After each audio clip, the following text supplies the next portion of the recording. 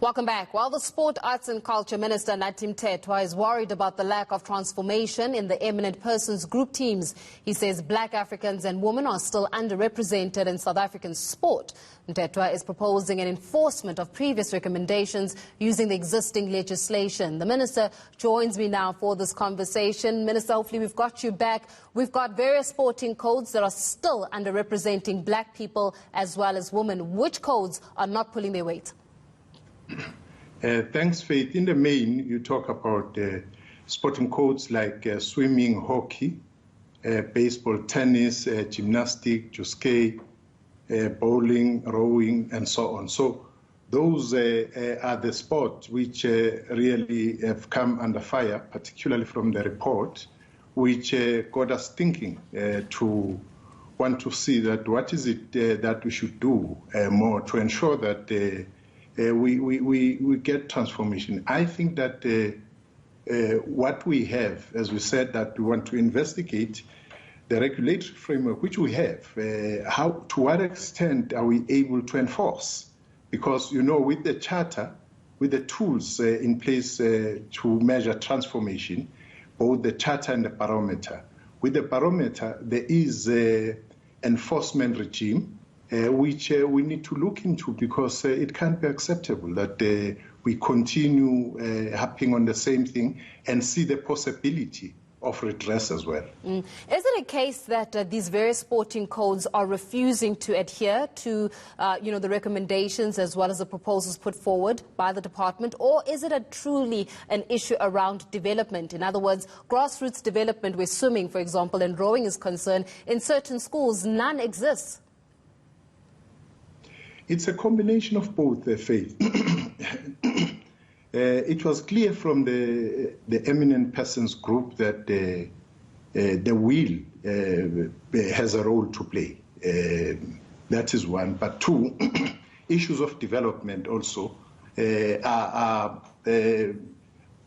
our Achilles' heels insofar as transformation is concerned, because we've got to attend to this challenge of lack of transformation from a multi-pronged perspective, if we are going to get into the bottom of it. But not only one aspect constitutes some of the challenges we have. Let's talk a little bit about these transformation targets that you're trying to reach, Minister. What do they look like? Come again? The transformation targets itself, what does it look like in the South African context? Well, the targets, firstly, they are a tool to check the progress or lack thereof of transformation, but it's a combination of issues. We look at the athletes, as you see, people in the sporting field or whatever, but also the management. Because when we say transformation, we want, for instance, the administration itself, the core of the business, to reflect that transformation.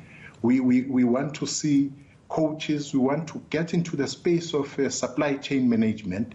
So it's a whole host of areas which are being used to comprehensively and globally effect transformation, so that one is not enough. You may do well in one, but found wanting on the other. The aim here and the ideal situation is that we are able to balance and in all aspects of the barometer, for instance, people perform.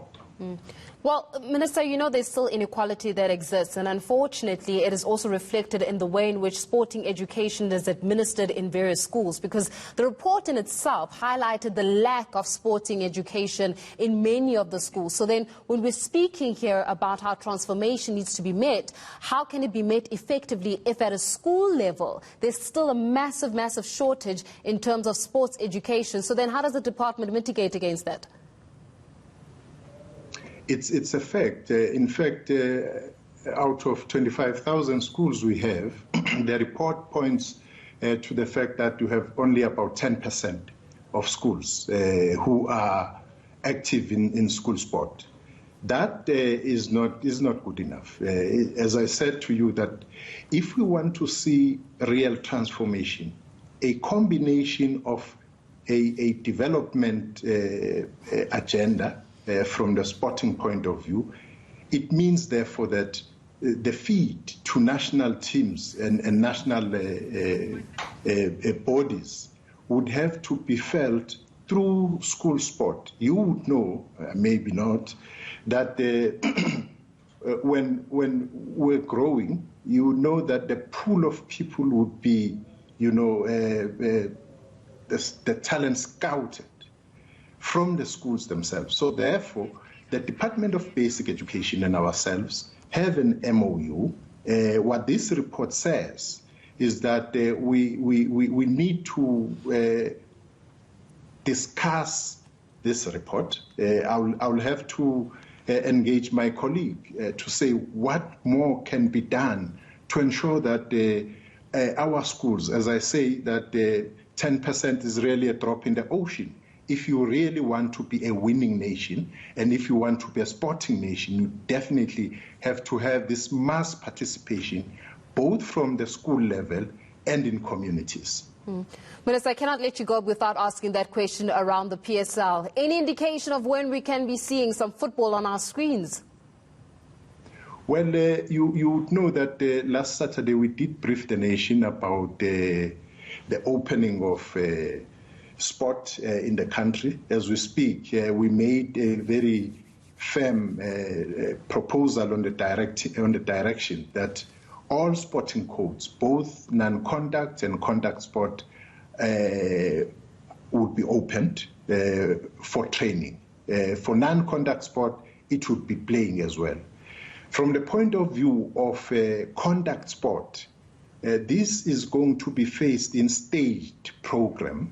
There are a number of things which are going to dictate to us the situation of health, for instance, the spread or the lack thereof of health in the country, of the virus in the country, is going to be the determining factor. But also remember that we have had an interaction with the leadership of football, where we agreed that they will be coming together and making a presentation to us, which they have met, and they will be interacting with them to see their views also on how we go forward, because we'll have to balance as we move both the issue of lives, saving lives, and livelihood at the same time. So that too has to be, walked through in a very delicate balance, so that we ensure that all aspects of life are taken care of, because people want to see their sport and sporting code active. At the same time, we have to look into the issue of lives of people. Minister Nathi Mthethwa, we're going to leave it there for this evening. That is the Minister of Sports, Arts and Culture, Minister Nathi Mthethwa, speaking about this EPG report about the lack of transformation in various sporting codes in South Africa, while moving on.